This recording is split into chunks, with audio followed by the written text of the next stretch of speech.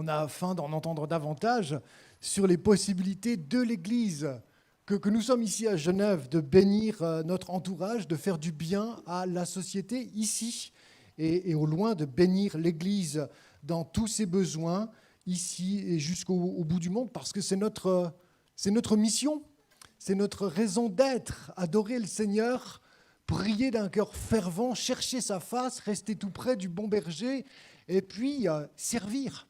C'est ce que je disais tout à l'heure à l'un d'entre vous qui revient d'un pays lointain et qui était boosté par son expérience au loin, par l'église de son pays natal, et qui me disait « J'ai tellement de choses à partager, j'ai le feu. » Et je lui disais « Tu veux garder le feu, alors engage-toi, sers. » Parce que quand tu te mets au service, tu sais que tu as besoin que ce feu reste vivant. Tu sais que tu as besoin du Saint-Esprit vraiment. Ce n'est pas juste la cerise sur le gâteau le dimanche matin, le Saint-Esprit, comme on a vécu cette présence chaude et presque tactile. On sentait la présence de Dieu et j'espère qu'on la sent encore dans la semaine qui vient parce que nous gardons le feu, parce que nous prions et nous servons. C'est le thème de la prédication qui suivra un premier volet informatif sur l'Église persécutée et le travail de portes ouvertes. Mais d'abord, donc, vous rappelez Portes ouvertes et la campagne de prière et d'action que nous avons lancée avant l'été, qui s'intitule Afrique unie contre la violence. Vous savez que, ou vous l'ignorez peut-être, et je suis là pour ça, ça tombe bien, que les pays d'Afrique subsaharienne, entre autres, sont labourés, laminés par des vagues d'oppression qui viennent du Nord, qui sont liées à des vagues terroristes, des mouvances qui viennent du Nord dans ces pays du Sub-Sahel, tous les pays qui sont donc au sud de cet immense désert, de cette immense zone du Sahel. Et nous entendons même dans les médias aujourd'hui les soubresauts liés à des phénomènes géopolitiques compliqués et même à des changements climatiques sévères qui font que les minorités chrétiennes dans ces pays du centre de l'Afrique, de l'Est jusqu'à l'Ouest, sont menacées par ces changements civilisationnels. L'islam radical, l'islam politique, l'islam wahhabite, dont a hérité l'État islamique, dissolu depuis peu au Moyen-Orient, mais présent en Afrique, dans ces pays subsahariens, fait des émules et fait même des ravages. D'année en année, ce sont les pays, notamment le Nigeria, qui souffrent le plus de la persécution. On compte 90% des exactions commises contre les chrétiens dans le monde, exactions violentes, les assassinats, les enlèvements, les viols, les destructions d'églises, sont le fait de Boko Haram, une secte islamiste qui ravage le nord du Nigeria. Et nous avons besoin de prier pour les chrétiens et nous avons besoin aussi d'agir en leur faveur et c'est ce que fait Portes ouvertes, de longue haleine depuis plus de 60 ans, bientôt 70 ans. Portes ouvertes aide l'Église là où elle souffre de persécution. Par l'acheminement, alors ça c'est l'histoire du frère André, mais c'est toujours le cas, bien sûr, l'acheminement matériel d'enseignement biblique, les Bibles évidemment, mais toute la catéchèse aussi nécessaire à l'édification du peuple de Dieu dans ces pays, la formation spirituelle, formation de disciples, formation aux pasteurs qui ont besoin de soutien, l'aide socio-humanitaire, la capacité donnée aux veuves au Nigeria, entre autres, non seulement de guérir de leurs blessures émotionnelles et post-traumatiques, mais aussi de subvenir aux besoins de la famille restante lorsque le mari a été assassiné sous leurs yeux. Il y a non seulement la consolation à prodiguer, les soins psychologiques à accorder, mais aussi une aide humanitaire de longue durée et socio-économique pour que ces femmes puissent vivre et non pas seulement survivre dans la misère. Et pour toutes ces actions, nous avons besoin de la prière. J'y reviendrai, c'est le thème de la prédication, la puissance de la prière. À haute instance, dans les gouvernements, en Europe et ailleurs, aux Nations Unies, ici même à Genève, par toutes sortes de moyens, nous rendons visible le témoignage de l'Église persécutée et nous voulons que les autorités et les politiques comprennent la situation des chrétiens dans les nations là où ils sont persécutés. Vous connaissez l'index mondial de persécution publié chaque année en début d'année, mi-janvier. Vous avez sur les chaises ici quelques Magazine, un magazine mensuel qui vous renseigne sur la situation de l'Église dans les nations. L'Index mondial de persécution, c'est cette liste des 50 pays les plus difficiles pour les chrétiens. Et nous reparlerons ici de l'Afrique en particulier. 360 millions de chrétiens, ce sont les derniers chiffres. Et pour l'Afrique subsaharienne, nous avons bien sûr dressé aussi une liste des afflictions les plus sévères dans ces pays où l'islam violent gagne du terrain. Et j'y reviendrai par le biais d'une vidéo tout à l'heure. Merci à la technique de faire défiler le PowerPoint puisque ma télécommande ne répond pas. Les derniers chiffres, ce sont ceux-ci. Ils datent de l'année passée. En Afrique subsaharienne, ce sont 26 pays de cette zone de l'Afrique. Constatons un accroissement des tensions et des exactions commises contre les chrétiens de 8%. Il s'agit d'un grand nombre de déplacés, vous le constatez avec moi, et d'un grand nombre de chrétiens, ma foi, assassinés. Rien qu'au Nigeria, dont je parlais, 4650 chrétiens ont été assassinés l'année passée, et c'est vrai d'année en année dans ce pays. La zone tampon que représentent ces pays du Sub-Sahel est un constat géopolitique, géostratégique. Vous avez l'Afrique baignée par le christianisme au sud et vous avez l'Afrique gagnée par l'islam. Et vous constatez que ces pays limitrophes sont en leur moitié, au milieu de leur territoire, bien souvent, des zones de conflit liées à la propagation du christianisme vers le nord et de l'islam vers le sud. Il s'agit aussi de dire objectivement qu'il y a des questions de désertification. Le chaud, le climat va pousser les bergers peuls, notamment musulmans pour la plupart, sans volonté nécessaire de persécution, mais va pousser ces peuplades vers le sud pour laisser leurs troupeaux pâturer. Ce sont des éleveurs. Et ils n'hésitent pas à utiliser les armes et, ma foi, à repousser les villageois chrétiens, pour la plupart, dans ces zones vers le sud, et donc à s'accaparer les biens, les maisons, les églises et le territoire pour des questions simplement de survie alimentaire. Il n'y a pas que la religion qui soit le véhicule de la persécution, ma foi. Il y a aussi parfois les nécessités. C'est pour cela que nous avons à agir dans des aides très concrètes pour les populations qui souffrent dans ces régions. Une vidéo qui vous dira en quelques minutes ce que je peut-être déjà élaboré de vive voix. Merci à la technique de faire le nécessaire.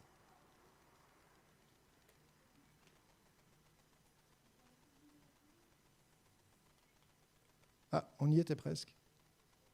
Voilà, merci beaucoup.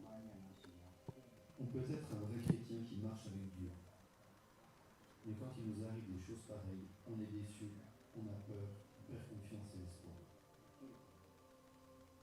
La violence se répand comme un feu à travers l'Afrique subsaharienne, c'est-à-dire les pays situés au sud du Sahara.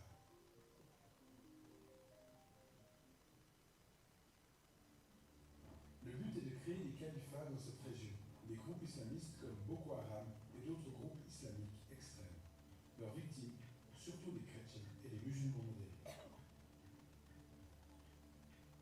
Nous étions à la maison quand Boko Haram a attaqué. J'apprenais à lire à mes enfants. En voisin a rappelé qu'on nous dire que des maisons étaient incendiées proche du village. Nous avons regardé et vu les flammes en haut. J'ai attrapé les 2 ou 3 objets, pris mes enfants par la main et nous avons couru. J'ai ouvert ma fenêtre et j'ai vu des gens armés sauter par-dessus la clôture. Puis j'ai couru vers mon papa et je lui ai dit « Il y a des gens dans la maison. Vous étiez tous armés. » Et ils avaient tous des couteaux. Ils criaient et claquaient les portes. Ils commençaient à poser des questions à mon père. Ils disaient qu'ils tuaient même des musulmans et à plus forte raison les chrétiens. Il y a beaucoup d'attaques mortelles contre les chrétiens. Ils attaquent surtout des villages chrétiens, détruisent des églises et tuent des chrétiens. Boko Haram et l'État islamique ont perpétré quelques 400 attaques violentes au nord du Cameroun, rien qu'en 2020. C'est pourquoi beaucoup de chrétiens fuient ou sont déplacés. C'est arrivé un dimanche à la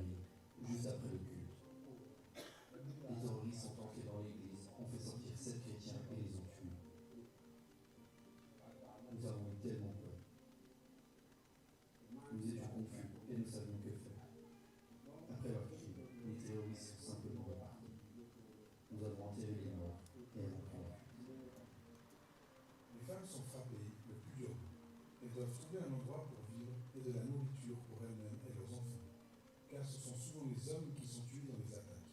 Leurs femmes restent devenues veuves.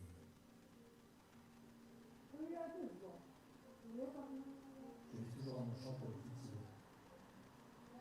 C'est la récolte qui me nourrit. Avant, je faisais subsorber les ponts marins. Mais maintenant, personne ne m'aide. S'il vous plaît, priez que Dieu me garde en bonne santé et m'aide pour que je puisse encore travailler la terre pour me nourrir. J'ai prié et dit à Dieu, tu m'as créé, tu m'as donné un mari et des parents, et tu me les as pris. Regarde ma condition. Ils ont brûlé notre maison et notre nourriture. Toi seul peux pourvoir. Il me reste 5 enfants. Le pire est que ces gens méchants rôdent encore par ici. Le plus sûr serait de rester à la maison. Mais nous devons aller au champ. Nous avons très peur. À tout moment, ils peuvent nous attendre dans un guet-apens. Nous avons tout le temps peur. Ces attaques, la fuite et la faim laissent des cicatrices profondes aux chrétiens. En conséquence, beaucoup souffrent de traumas graves et ont besoin d'un accompagnement approprié. La douleur dans le cœur ne s'en va pas juste comme ça. Quelquefois, on ne peut pas s'empêcher d'y penser. Surtout quand l'argent manque pour acheter à manger ou payer les frais d'école. Dans ces moments, je ressens la douleur. Je suis dans la peine. Je pleure parfois. J'ai l'impression que Dieu refuse de voir et d'entendre, depuis mon enfance jusqu'à aujourd'hui. Quand nous sommes devenus chrétiens, nous avons été bannis de la famille. Et Jésus est devenu notre papa et maman. Nous sommes restés chez le pasteur. Et Dieu a permis qu'il soit assassiné. Où est Dieu? Nous ne connaissons que larmes et souffrances.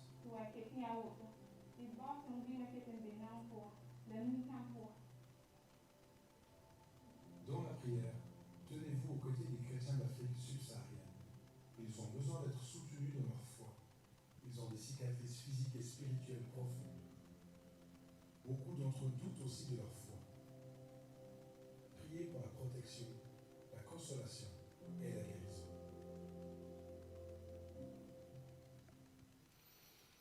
La prière, la puissance de la prière, nous allons y arriver. Que pouvons-nous faire très pratiquement? La prière, on le découvrira tout à l'heure, c'est l'arme la plus puissante, la plus efficace, celle peut-être qui nous coûte rien matériellement, mais qui nous coûte un peu de temps, de zèle et d'endurance. Mais la prière, c'est aussi un don, c'est aussi un privilège. Dieu la met en mouvement dans nos cœurs par l'Esprit. Ce que nous pouvons faire très matériellement, pourtant, c'est nous informer. Quelqu'un tout à l'heure me disait, je suis de France, j'ai le magazine en France, je le pique ici à l'église parce qu'ils sont un peu différents, le magazine suisse, le magazine France de Portes Ouvertes. Vous faites bien et le magazine suisse, lui, il est gratuit. Alors vous pouvez vous y abonner, vous le recevez par la poste chaque mois à la boîte aux lettres, gratuitement. Parce que dans nos médias, ma foi, malgré toutes les bonnes intentions de l'ONG Portes Ouvertes, entre autres, on ne parle pas des chrétiens dans le monde. Et pourtant, c'est la minorité religieuse la plus persécutée au monde. On parle volontiers de ce qui se passe ailleurs, mais sur un plan religieux, on est devenu très, très subtil. On ne veut pas en dire beaucoup, sinon plutôt taire ces réalités. Portes Ouvertes vous met la puce à l'oreille, vous rend attentif, mois après mois, avec des témoignages et aussi des moyens très concrets de prière par le calendrier qui accompagne le magazine. C'est donc gratuit et ça vous permet, merci à tous ceux qui le suivent, qui le lisent et qui soutiennent Portes Ouvertes, ça vous permet de rester connecté à l'Église qui souffre dans les nations. Bien sûr, on peut prier et nous en reparlerons. Il y a toutes sortes de moyens aujourd'hui numérisés sur notre nouveau site internet portesouvertes.ch qui vous permettent de rester aussi connectés, notamment un nouveau podcast d'enseignement des messages de l'Église persécutée, des témoignages de l'Église qui souffre pour Jésus. Nous pouvons prier, nous y reviendrons, nous pouvons donner et nous pouvons servir. Notre journée annuelle, c'est le 30 septembre à Yverdon-les-Bains et vous y êtes les bienvenus. J'ai quelques flyers sur la table au fond dans le hall et quelques livres aussi de témoignages et d'informations, d'enseignements qui pourraient vous intéresser. Tout à l'heure, bienvenue à la table d'information. Voyager, c'est possible et c'est toujours un immense encouragement. vous pouvez aussi vous informer des possibilités de partir à la rencontre des chrétiens persécutés par le biais d'un voyage. Voilà, j'arrive à la prédication. Merci d'être avec moi. Et merci à la technique. Des fois, ça bug un peu. J'espère que ça ne fait pas sauter trop vos yeux. On dit, mais qu'est-ce qui se passe à l'écran? On fait ce qu'on peut. Mais on va laisser la parole diriger nos cœurs vers le Seigneur. Le thème donc de la prédication, je l'ai annoncé, c'est la puissance de la prière. Parce que Portes Ouvertes et Frère André, qui était à l'origine, puisqu'il est décédé aujourd'hui, Frère André insistait sur la prière. On parle mission ce matin, et sans prière, il n'y a pas de mission. Parce que sans prière, il n'y a pas le feu pour la mission. C'est aussi simple que ça. Déjà, sans la prière, tu n'as pas le feu pour ta vie quotidienne. Tu n'as pas l'énergie de te lever et de croire. Tu n'as pas la joie de vivre ton quotidien. Il te manque l'essentiel sans la prière. Mais sans la prière, pense encore à la mission, au témoignage, à l'évangélisation, au travail parmi les nécessiteux. Sans la prière, nous ne sommes rien et nous ne faisons rien. Ou alors nous faisons de notre mieux, mais c'est peu. Parce que c'est comme ces 5 pains et 2 poissons que Jésus a reçu de la main d'un enfant. Il en avait bel et bien besoin, mais il faut le miracle de la multiplication. Et la prière permet ce miracle, je crois.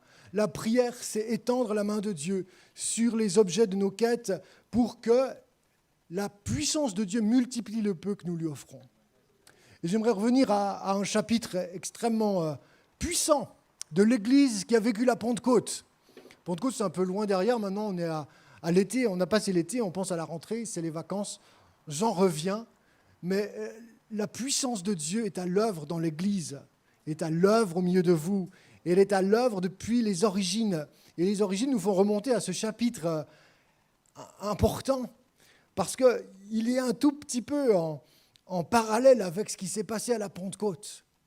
Le Saint-Esprit est descendu sur l'Église. Pierre s'est levé pour rendre témoignage à tous ces Juifs qui l'écoutaient de la résurrection de Jésus, porté par la puissance de Dieu. Il s'est levé avec les 12 parce que le Saint-Esprit les a mis debout.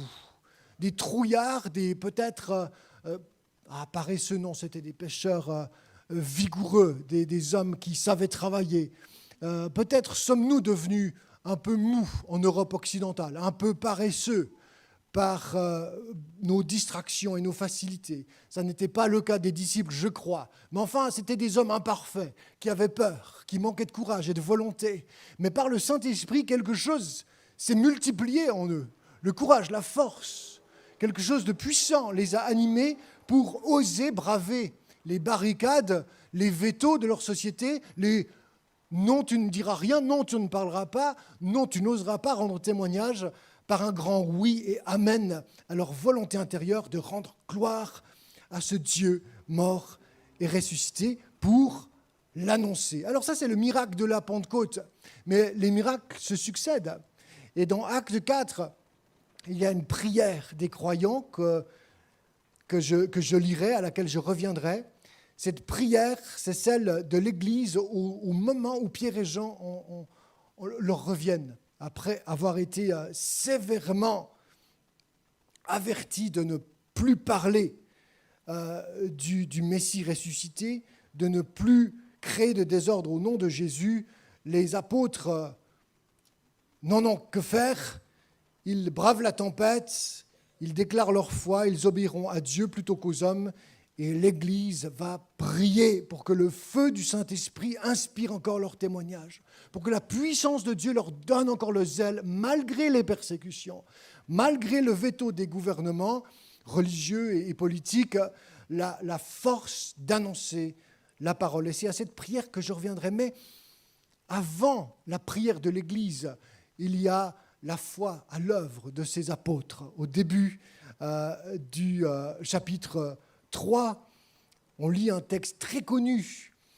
Un jour, Pierre et Jean montaient au temple pour la prière à 3h de l'après-midi. On était juste en train d'y porter un infirme.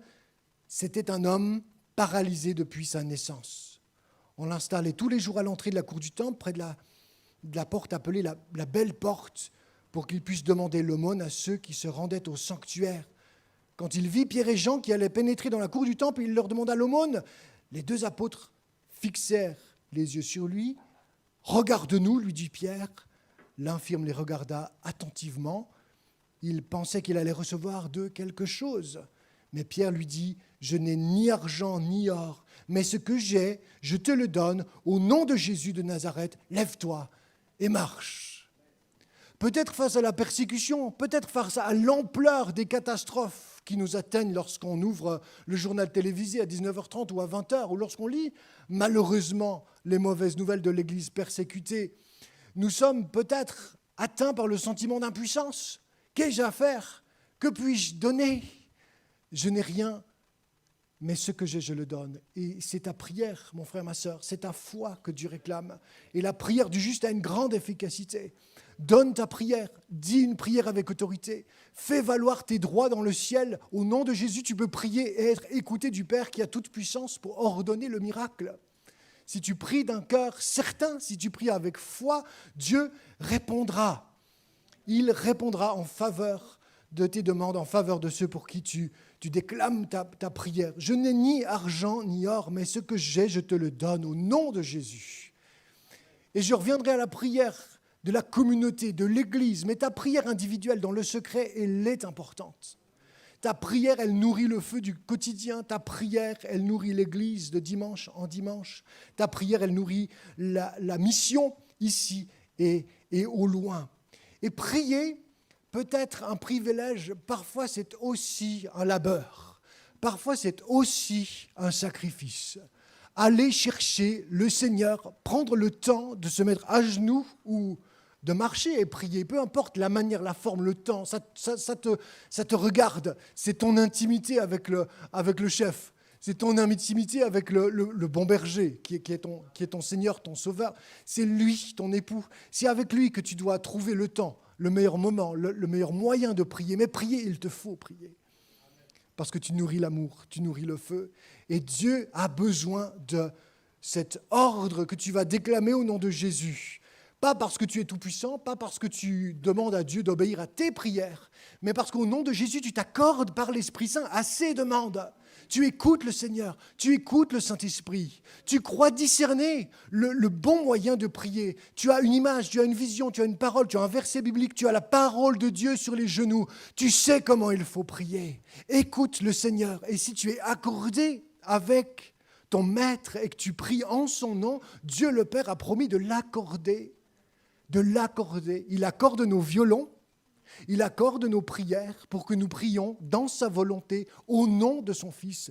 Et nous qui sommes des imparfaits, des infirmes, des handicapés de la vie, des abîmés du chemin parcouru, des persécutés ou des bien portants, peu importe ce qu'il te semble être de ton vivant ici sur la terre, tu es un digne héritier du royaume. Dieu t'a fait grâce, il t'a rendu juste et il attend de toi un service, la prière. Number one, la prière. Après viennent tes offrandes, après viennent ton temps, après viennent les actions du possible. Parfois, rien d'autre ne t'est demandé, rien d'autre ne te sera exigé que d'avoir eu la fidélité de croire, de prier, de persévérer et d'être fidèle. Alors, ne négligeons pas ce sacrifice rendu au Seigneur, la prière. Et si je parle du labeur, tendre l'oreille, écouter, s'humilier, rester dépendant, ouvert au Saint-Esprit, prier dans l'axe de révélation qu'il nous donne. J'aimerais aussi parler du privilège de la prière. Parce que le sacrifice, il est vivant. Romains, au chapitre 12, nous parle de nous offrir tels des sacrifices vivants. Ce n'est pas à la mort que Dieu t'envoie quand il demande ton sacrifice de temps. Quand il demande ton sacrifice de prière, c'est à la vie, c'est à la victoire, il te le rendra. Oh, prends un peu de temps, et tu sais bien, prends un peu de temps, rien qu'un peu de maigre temps, le maigre temps que tu as, consacre-le, va chercher ton Dieu, il te le rend au centuple. Ta journée est bénie alors qu'il te semble avoir consacré 10 minutes de ta matinée à le chercher. Tu sais combien Dieu récompense ceux qui le cherchent. Tu sais combien ceux qui cherchent Dieu dans la foi sont récompensés. Oui, Dieu rémunère notre foi. Alors, cherche Dieu et prie parce que c'est un privilège. Ta vie en sera ragaillardie, renouvelée, rajeunie, raffermie, guérie, soulagée. Et tu deviendras vraiment un chrétien mature et victorieux, même dans l'épreuve. Le privilège de la prière, puisque nous sommes sacrificateurs à notre tour, prêtres et sacrificateurs selon les Hébreux, pour la gloire de Dieu le Père, c'est la louange. Et commence ta prière dans l'adoration, commence ton temps de méditation par la louange. Trouve Dieu dans sa gloire, aime-le pour rien, aime-le gratuitement, sans t'attendre à rien sinon à rencontrer son amour, juste pour lui, juste pour l'aimer. C'est notre plus grand privilège, et le pasteur Raphaël le disait dans sa prière tout à l'heure, notre privilège, c'est la rencontre avec son amour. Et la prière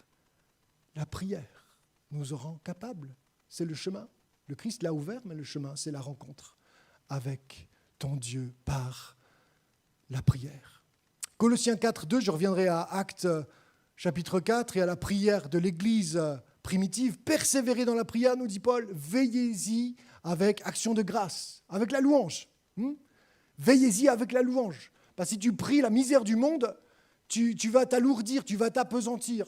Si tu pries les problèmes, si tu pries autour de ton problème, de ton cercle de problèmes ou de ton nombril, on a tous nos défis, nos problèmes, tous nos besoins. Si tu pries inlassablement autour de toi, de ta personne ou des problèmes des uns et des autres, la prière peut devenir un terrible tribut, un lourd fardeau. Commence avec la louange, dis des actions de grâce, émerveille-toi de qui est Dieu, sois reconnaissant. Tu verras que le filtre de la louange épure déjà une bonne série de tes besoins et que tu es joyeux dans la présence de Dieu et que tu peux ensuite trouver le chemin de la foi et de l'autorité dans le Christ pour dire une prière, une vraie prière qui fera la différence. Larmoyer, c'est important. Les psaumes nous ont enseigné qu'on a le droit de pleurer, qu'on a le droit d'être en chagrin devant la présence de Dieu, qu'on a le droit de dire nos peines et nos joies, mais on a le droit de lui confier nos malheurs, de lui dire notre colère. Tout est admis au pied du Maître. Tu peux tout dire au Seigneur. Mais veillez-y avec action de grâce. Alors c'est une citation d'un chrétien persécuté qui dit « Le premier point de notre liste de contrôle devrait être toujours la prière. Si nous négligeons ce premier poste, toute la mission est en péril. » Voilà, Rudy est mécanicien CFF. Pensez au train sans mécanicien. Au Gothard, il y a un train italien qui a déraillé et qui a perturbé le trafic ferroviaire ce week-end. Jusqu'à jeudi, le Gothard est fermé. J'y étais au Gothard cette semaine avec mes enfants. On était au lac des Quatre Cantons, magnifique, encore quelques vacances. C'était superbe, un point de vue sur tout le lac des Quatre Cantons, à Stoss. Je fais un petit peu de pub là, pour le canton de Schwytz. Magnifique. C'est loin de Genève, mais qu'est-ce que c'est beau. Et les trains, on les voit. Quand on circule, ils sont un peu l'identité suisse, nos trains, n'est-ce pas, nos trains CFF. Mais un train sans pilote, c'est comme un chrétien sans prière. Un train sans pilote, c'est comme un train de prière auquel tu manques à l'appel. C'est comme ta vie sans prière.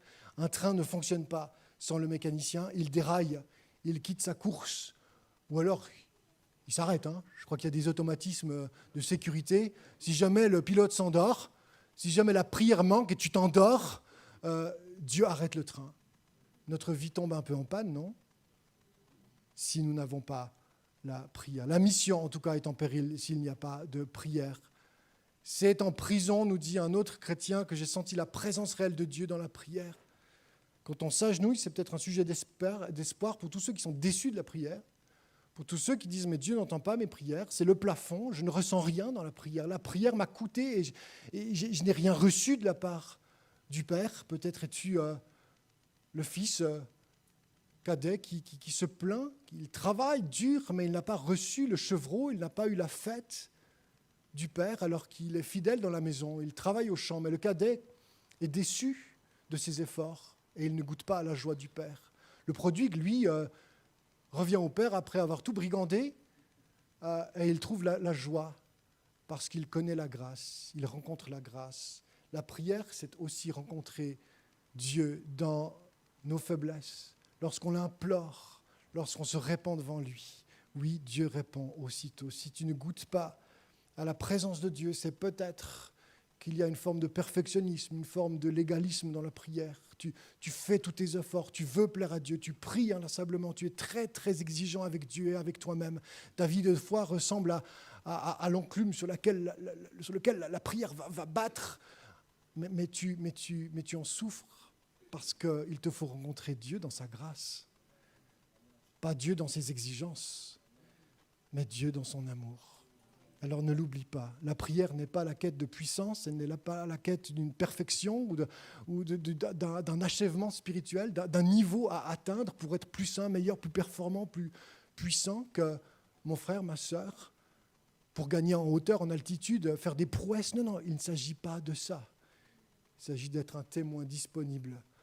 Un homme, une femme à qui Dieu remet son fardeau. Et ce fardeau, a dit Jésus, il est doux et léger. Mettez-vous à mon école, recevez mes instructions et vous trouverez la paix pour vos âmes. La prière, c'est ce doux fardeau, n'est-ce pas? J'aimerais le préciser, c'est important. Pas qu'on soit sous le poids d'un légalisme qui nous enferme.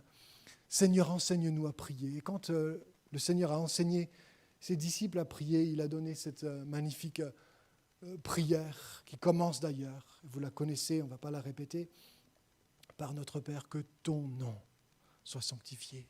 Rencontre avec le Père pour lui donner la gloire, comme nous l'avons fait ce matin. À l'approche des moments difficiles de nos vies, ou des carrefours étriqués, et nous avons entendu la prière ferveur de l'Église lorsque le pasteur Raphaël est venu devant. Il y avait des quêtes, vous avez des projets, il y a des besoins dans vos vies aujourd'hui qui ont été répandus devant Dieu. Dans les moments difficiles, dans les carrefours, nous avons besoin d'une vie régulière de prière. Faire confiance à Dieu. Et Jésus a su marquer ces étapes à l'approche même de sa mort par de longues heures de prière. Ne pouvez-vous pas veiller 1 heure avec moi? Veillons et prions. Les Chinois, on les met une fois à l'honneur, n'est-ce pas, hein? Ce ne sont pas que les mangeurs de nos industries occidentales ou les bouleverseurs de la géopolitique en Afrique. Les Chinois, ce sont des chrétiens aussi. La plus grande église aujourd'hui au monde est chinoise. Le plus grand nombre de chrétiens en termes de nations sont chinois. Beaucoup de prières, beaucoup de puissance. Peu de prières, peu de puissance. Voilà, ça a l'avantage d'être carré. Hein. Comme tout ce qui nous vient de Chine, c'est emballé, pesé, livré, ça va vite, c'est efficace. Ah, là aussi, on ne se pose pas trop de questions. À la chinoise, peu de prières, peu de puissance. C'est clair? Au moins, on est averti. Oh, pardon, j'ai pesé le mauvais bouton. Peut-être faut-il que j'avance, c'est le signal. Alors revenons à la prière et terminons par la prière d'Acte 4. Parce que Pierre et Jean ont été avertis. On leur a demandé, suite à leur passation au tribunal de la haute instance des Juifs, on leur a demandé, après leur miracle, les effets de ce miracle à la belle porte, ce paralytique qui était âgé de 40 ans, donc paralytique de naissance, qui retrouve les jambes, c'est comme pas mal à 40 ans, c'est extraordinaire. Ça fait du bruit, les gens s'approchent des apôtres, et les apôtres, comme à la Pentecôte, leur témoignent que ce n'est pas eux. C'est la puissance du nom de Jésus, c'est la foi en Jésus, mort et ressuscité, qui a redonné les jambes à cet homme. Il se tient debout, en bonne santé, à cause de Jésus, le Nazaréen, mort, crucifié par votre faute, mais souverainement approuvé par Dieu qui l'a ressuscité.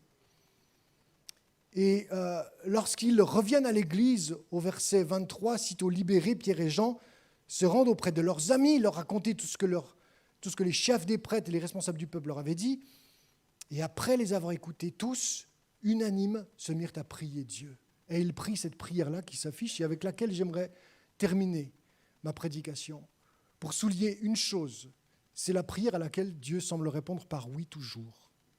S'il y a des prières auxquelles Dieu répond non, s'il y a des prières qui semblent ne pas passer la barre, Dieu répond oui à cette prière-là.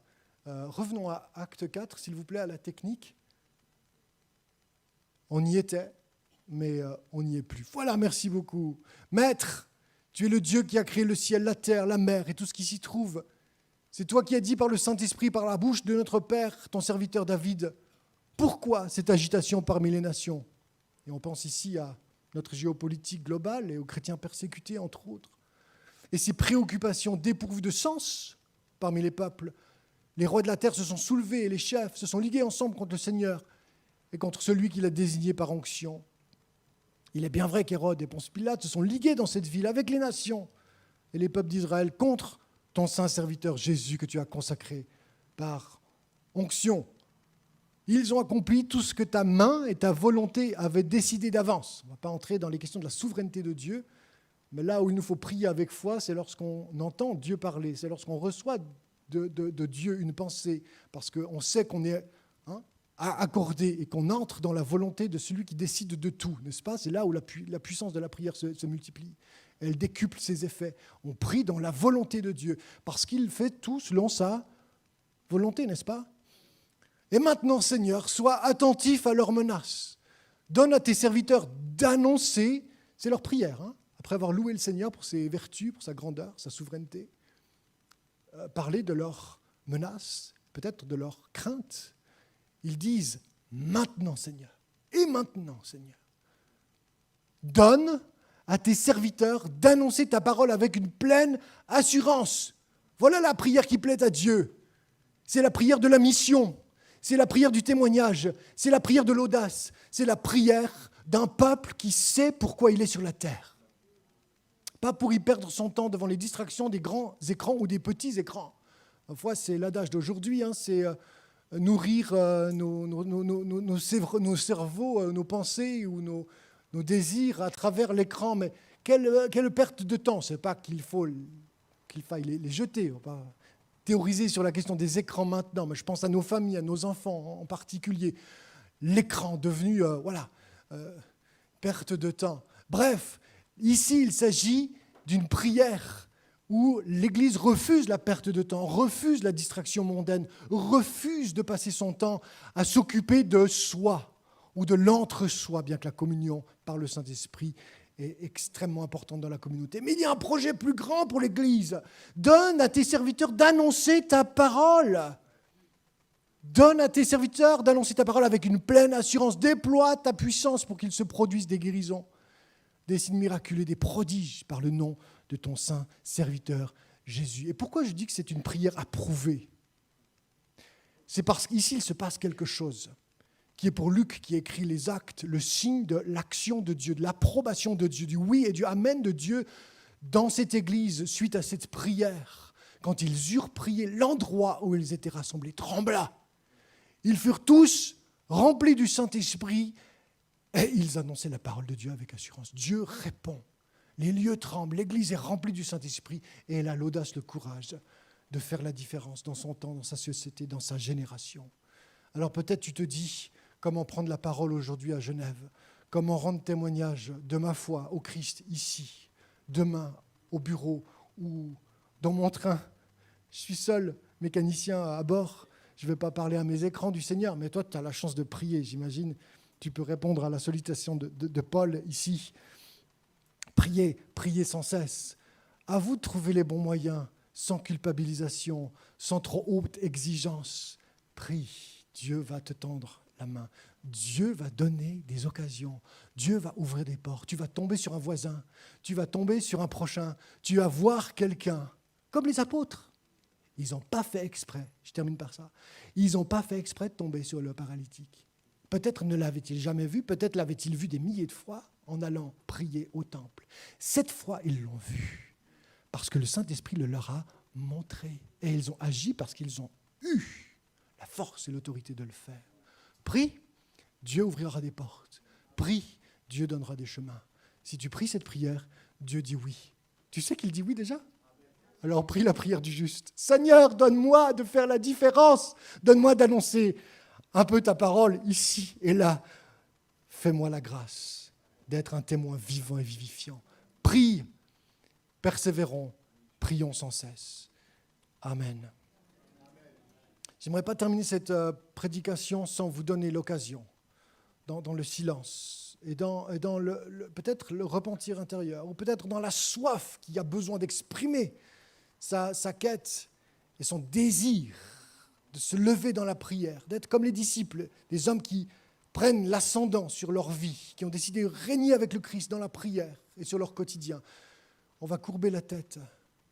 Je vais faire lever personne, je ne veux pas des mains levées ce matin. La prière, c'est l'intimité que tu développes avec le Seigneur. La prière, c'est ta relation avec le Seigneur. Et c'est la relation du Seigneur avec toi. Alors courbe la tête devant lui et dis-lui,